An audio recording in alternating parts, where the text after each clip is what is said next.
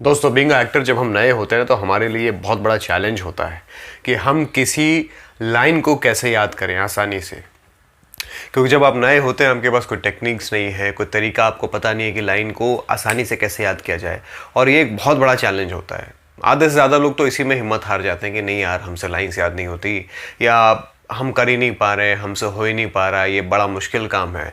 तो आज मैं आपको 5 ऐसे आसान तरीके बताऊंगा, ऐसे टेक्निक्स बताऊंगा जिनके ज़रिए आप किसी भी लाइन को आसानी से याद कर सकते हैं, और ये आपके लिए मैजिक की तरह काम करेगा। बहुत ही कीमती, बहुत ही इंपॉर्टेंट टूल है।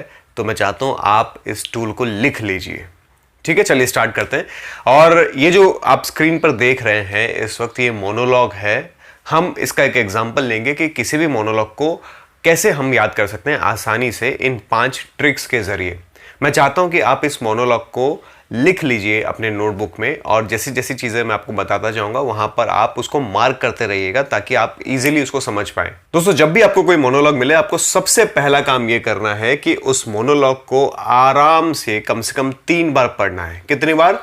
3 बार पढ़ना है और समझने की कोशिश करना है कि इसमें क्या लिखा हुआ है। तो आपको मैं एक चीज बड़ी क्लियरली समझा देता हूं कि यहां पर जो आप देख रहे हैं ना, एक पूरा मोनोलॉग है। इस मोनोलॉग को हम 3 हिस्सों में डिवाइड करेंगे। कितने हिस्सों में?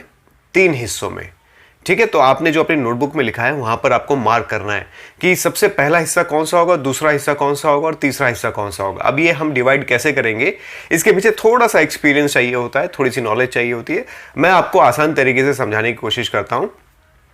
जब भी आपको कोई मोनोलॉग मिलता है तो आप अगर वहां पर उसको ध्यान से देखें, उसको अगर पढ़ें, तो आपको समझ में आएगा कि यहां पर अलग अलग थॉट्स होते हैं, अलग अलग आइडियाज होते हैं। हम एक बार फिर से पढ़ते हैं शुरू से, आपको समझ में आएगा। जहां जहां आपको मार्किंग करनी है मैं आपको बताता रहूंगा। अच्छा है, बहुत अच्छा है, आ गए तुम लोग मेरी मौत का तमाशा देखने। कफन भी ले आते, आधा तो मर ही चुका हूं, पूरा भी मर ही जाऊंगा। यहां पे एक थॉट खत्म हो गया है। अच्छा है, बहुत अच्छा है से लेकर के पूरा भी मर ही जाऊंगा, यहां तक आप एक ब्रैकेट बना लीजिए। तो ये एक थॉट है, एक आइडिया है। तो इसको हम लोग अलग निकाल लेते हैं, जिसको हम पहला पार्ट मानते हैं। दूसरा पार्ट यहां से स्टार्ट हो रहा है। ए घूरना बंद करना, अब फिल्मों में काम करता हूं तो थोड़ा तो फिल्में बन ही जाऊंगा ना। तुझे क्या लगता है स्टार बनूंगा मैं? अबे बन ही जाऊंगा कल परसों तक, बस एक मौके का इंतजार है मुझे। फिर देख कैसे लड़कियां तेरे भाई के आगे पीछे घूमेंगी। अर्जुन अर्जुन अर्जुन। ठीक है, तो यहां तक ये अगला पार्ट है। मतलब ए घूरना बंद करना वहां से स्टार्ट हुआ, और अर्जुन अर्जुन अर्जुन यहां तक एक पार्ट है, क्योंकि यहां पे एक आइडिया है। वो आइडिया क्या है? स्टार बनने का। वो आइडिया है फिल्मी होने का। वो जब स्टार बन जाएगा तो उसके साथ क्या होगा, ये एक आइडिया है, एक थॉट है जो वो शेयर कर रहा है। तो यहां से लेकर के ए घुरना बंद करना, वहां से लेकर के अर्जुन अर्जुन तक एक थॉट है। तो उसको हम लोग मार्क कर लेंगे, एक ब्रैकेट बना देंगे वहां पे। अगला थॉट स्टार्ट हो रहा है यहां से। चलना, रोना बंद करना, अरे जब देखो रोती रहती है, चल पिज्जा खाने चलते हैं, चलना उठना। ये एक थॉट है जहां पे वो अपने सिस्टर को बोल रहा है कि क्या है, जब देखो रोना करते रहते, रोना बंद कर, चलना उठ, पिज्जा खाने चलते हैं ना। तो यहां पर एक अगला थॉट है। यानी टोटल हमने इस मोनोलॉग को 3 हिस्सों में डिवाइड किया, 3 थॉट्स निकाले अलग अलग, ताकि हम आसानी से इसको याद कर पाए। तो देखा आपने कैसे हमने एक मोनोलॉग को 3 हिस्सों में डिवाइड किया। तो ये हमारा सबसे पहला पॉइंट था। जब भी आपको कोई मोनोलॉग मिले उसे कम से कम 3 बार अच्छे से पढ़ो और समझने की कोशिश करो कि मोनोलॉग में क्या है। उसके बाद उसको 3 अलग अलग हिस्सों में डिवाइड करो। सेकेंड इंपॉर्टेंट पॉइंट, अब मुझे क्या करना है, मुझे हर पार्ट में से कोई ना कोई एक बहुत इंपॉर्टेंट वर्ड ढूंढ के निकालना है। यानी एक ऐसा वर्ड जिसको मैं अगर याद कर लूं तो उस वर्ड को याद करते ही मुझे वो पूरा का पूरा पार्ट याद आ जाए कि उस पार्ट में लिखा क्या था। तो चलिए हम लोग हर पार्ट को अच्छे से पढ़ते हैं और देखते हैं उसमें वो कौन सा इंपॉर्टेंट वर्ड है जिसको हमें मार्क करना है, या जिस वर्ड को याद करते ही हमें पूरा का पूरा चंक याद आ जाए। तो देखिए, अगर आप ये पहले वाले पार्ट में देखें, अच्छा है, बहुत अच्छा है, आ गए तुम लोग मेरी मौत का तमाशा देखने, कफन भी ले आते। यहाँ पे मुझे ऐसा लग रहा है कि जो मौत है, आप अपने हिसाब से कोई भी एक इंपॉर्टेंट वर्ड चूज कर सकते हैं जो आपके लिए आसान कर दे मोनोलॉग को याद करना।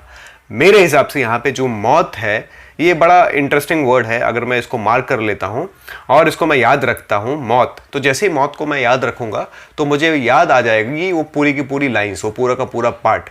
तो मैं पहले मैं मार्क करता हूँ मौत को, दूसरे पार्ट में मैं मार्क करूँगा फिल्मी को, फिल्मी, है ना। अब फिल्मों में काम करता हूँ तो थोड़ा तो फिल्मी बन ही जाऊँगा ना। तो जैसे ही मैं फिल्मी को याद करूँगा तो मुझे पूरी की पूरी लाइन्स याद आ जाएंगी कि सेकंड पार्ट में लिखा क्या था और वो क्या बोल रहा था सेकंड पार्ट में। क्योंकि यहाँ पे ये जो भी डिस्क्रिप्शन कर रहा है ये फिल्मी के होने की डिस्क्रिप्शन कर रहा है कि मैं फिल्मी हूँ या फिल्मी बन गया हूँ। तो मैं फिल्मी को अंडरलाइन कर लेता हूँ। तीसरे वाले पार्ट में मैं अंडरलाइन कर रहा हूँ रोना, जहाँ पे वो बोलता है अपने सिस्टर को, अरे चलना, रोना बंद करना, जब देखो रोती रहती है। तो यहाँ पे जो रोना है, रोना को मैं मार्क कर लेता हूँ। तो जैसे मैं रोना को याद करूँगा मुझे पूरे की पूरी लाइन्स याद आ जाएंगे कि थर्ड पार्ट में क्या था। तो अब मेरा पहले पार्ट में मैंने जो वर्ड मार्क किया था वो था मौत, दूसरे पार्ट में जो मैंने वर्ड मार्क किया वो है फिल्मी, और तीसरे पार्ट में जो मैंने वर्ड मार्क किया वो है रोना। तो इन तीनों वर्ड्स को मैं याद रखूँगा, मौत, फिल्मी और रोना। तो इससे मुझे पूरा का पूरा मोनोलॉग एकदम क्लियरली याद रहेगा कि इस मोनोलॉग में बात किस चीज़ की हो रही है। सबसे पहले वाले पार्ट में मौत, दूसरे वाले पार्ट में फिल्मी, तीसरे वाले पार्ट में रोना। ओके। थर्ड पॉइंट बड़ा इंटरेस्टिंग है। यहाँ पे आपको बॉडी लैंग्वेज का यूज करना है, अपने बॉडी लैंग्वेज का। हर पार्ट में कोई ना कोई एक बॉडी लैंग्वेज आपको ऐसी डालनी है किसी पर्टिकुलर लाइन के लिए, जहां पे आप वो बॉडी लैंग्वेज याद करेंगे, जिससे आपका जो परफॉर्मेंस है वो भी बेटर रहेगा और साथ साथ आपको लाइन्स भी याद रहेंगी। तो कोई ना कोई एक बॉडी लैंग्वेज, एक बॉडी यूज, एक बॉडी मूवमेंट मैं उस पार्ट में डालने वाला हूं। चलिए आइए देखिए मोनोलॉग में। जैसे पहले वाले पार्ट में मैं डालने वाला हूं क्लैप, क्लैप। तो जब मैं ये लाइन बोल रहा हूं, अच्छा है, बहुत अच्छा है, तो यहां पे मैं क्लैप कर दूंगा, जिससे मुझे याद रहेगा कि मुझे अपने मोनोलॉग की स्टार्ट कैसे करनी है। तो अच्छा है, बहुत अच्छा है, आ गए तुम लोग मेरी मौत का तमाशा देखने। दूसरे वाले पार्ट में मैं ऐड करूंगा वो शाहरुख खान वाला स्टाइल, उनका शाहरुख खान का जो सिग्नेचर स्टाइल है वो ऐड कर देता हूँ, बाहें फैला करके मैं ये लाइन बोलूँगा। तो मुझे याद रहेगा कि पहले वाले पार्ट में मुझे क्लैप करना है, दूसरे वाले पार्ट में मुझे शाहरुख खान वाला स्टाइल करना है, और तीसरे वाले पार्ट में मैं पिज़्ज़ा का एक सिग्नेचर वो डालूंगा कि पिज़्ज़ा, हाथ से मैं कोशिश करूँगा ये बताने की कि अरे चलना, क्या रोती रहती है, उठ ना, चल पिज़्ज़ा खाने चलते। तो वहाँ पर मैं पिज़्ज़ा का एक इशारा करूँगा।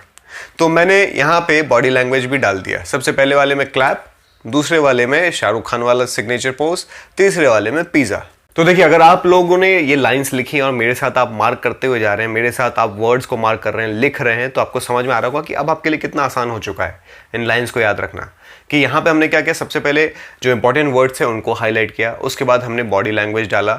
अब तीसरी जो चीज़ है, ये डिपेंड करता है कि आप ऑप्शनल रख सकते हैं इसको। आप चाहें तो कोई ऐसा इमेज बना सकते हैं अपने दिमाग में उस पर्टिकुलर इंसिडेंट को लेकर के। जैसे शुरुआत में बात हो रही है कि अच्छा है, बहुत अच्छा है, आ गए मेरे मौत का तमाशा देखने, तो वहाँ पर आप ऐसा कोई इमेज याद रख सकते हैं कि एक आदमी जो है वो फांसी लगाने की कोशिश कर रहा है, कॉमेडी कर रहा है, तो उस तरीके का आप एक इमेज याद रख सकते हैं। तीसरे वाले में जैसे बात हो रही है कि चल पिज़्ज़ा खाने चलते हैं, तो आप दिमाग में एक डोमिनोज पिज़्ज़ा का कुछ ऐसा इमेज डाल सकते हैं ताकि आपको याद रहे। ये ऑप्शनल है इमेज वाला, अगर आप चाहें तो ऐसा कर सकते हैं, अगर ना चाहें तो ये दो जो मैंने पहले बताए, इंपॉर्टेंट वर्ड और बॉडी लैंग्वेज, ये सफिशिएंट है। और लास्ट सबसे इंपॉर्टेंट चीज़ वो ये कि जब भी आपको लाइंस मिले तो कोशिश करिए आप रात में लाइंस को याद करें, क्योंकि जब आप रात में लाइंस को याद करेंगे और सो जाएंगे, सुबह उठेंगे तो देखेंगे आपको ऑटोमेटिकली सारी लाइंस याद हैं। उसके बाद आप अपनी नेचुरल परफॉर्मेंस दिखा सकते हैं। सबसे पहले आपको लाइंस याद करनी है। एक बार आपको लाइंस याद हो जाए ना, तो फिर आप अंदर से अपनी क्रिएटिविटी को बाहर निकालेंगे, परफॉर्मेंस अच्छी करेंगे और लोगों का दिल जीत लेंगे।